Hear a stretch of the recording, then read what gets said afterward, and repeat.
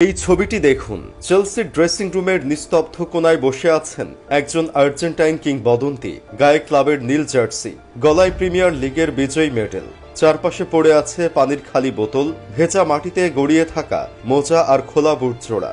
একজন চ্যাম্পিয়নের ক্লান্ত নিঃসঙ্গ অবয়ব। নাম তার হেরনান ক্রেসপো। তার সতীর্থরা তখন মাঠের বাইরে ট্রফি নিয়ে উল্লাস করছে, ক্যামেরায় পোজ দিচ্ছে, আনন্দের রঙে ভাসছে। কিন্তু ক্রেসপো একটু দূরে একটা বেঞ্চে বসে আছেন, মাথা নিচু, চোখ স্থির, গলায় মেডেল, কিন্তু মুখে কোনো হাসি নেই। নিজের জুতোর ফিতেও খুলে রেখেছেন, হয়তো খেয়ালই করেননি। মনে হচ্ছে তিনি কোথাও আরেকটা জগতে চলে গেছেন, যেখানে ট্রফি নেই, শুধু অতীতের একটা অসমাপ্ত গল্প বয়ে চলেছে।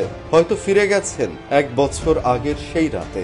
2005 সালের মে মাস, ইস্তাম্বুলের Ataturk stadium, champions league final. মিলানের হয়ে খেলে তার ক্যারিয়ারের সবচেয়ে পরিপূর্ণ ম্যাচগুলোর একটি। 2টি গোল করে দলকে এগিয়ে দেন। 3-0 গোলে প্রথমার্ধ শেষ হয়। মনে হচ্ছিল এই তো ইউরোপিয়ান চ্যাম্পিয়নের খেতাব, যা এতদিন ধরে অধরা ছিল, এবার বুঝি ধরা দেবে। কিন্তু ফুটবল কখনো কেবল পায়ের খেলা নয়, এটা নিয়তির লেখাও।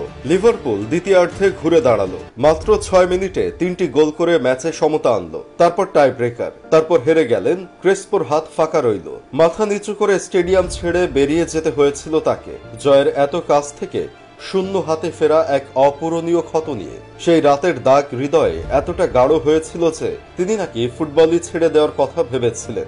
একজন স্ট্রাইকার যিনি তার সেরা পারফরমেন্স দিয়েও দলকে জেতাতে পারেননি। এই ব্যর্থতা যেন তাকে তাড়িয়ে বেরিয়েছিল, তবুও তিনি হাল ছাড়েননি। যখন মরিনহো চেলসির কোচ হয়ে এলেন, নতুন করে দল গড়লেন, সঙ্গে নিয়ে এলেন দিদিয়ের দ্রোগবাকে। ক্রেসপো বুঝেছিলেন হয়তো তিনি এখন আর ক্লাবের প্রথম পছন্দ নন, তবুও ফিরে এলেন চেলসিতে, নিজেকে প্রমাণ করার শেষ চেষ্টায়। এবার তিনি সফল হলেন।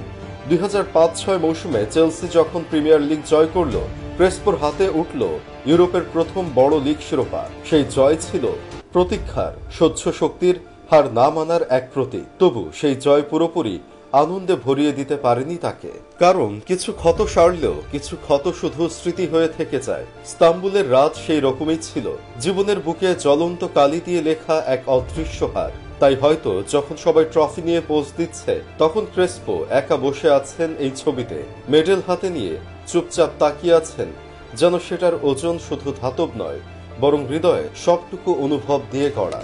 এই ছবিটা শুধু একটা ফুটবলীয় মুহূর্ত নয়, এটা এক যোদ্ধার নিঃশব্দ অধ্যায়, যিনি বহুবার ভেঙেছেন, আবার উঠে দাঁড়িয়েছেন।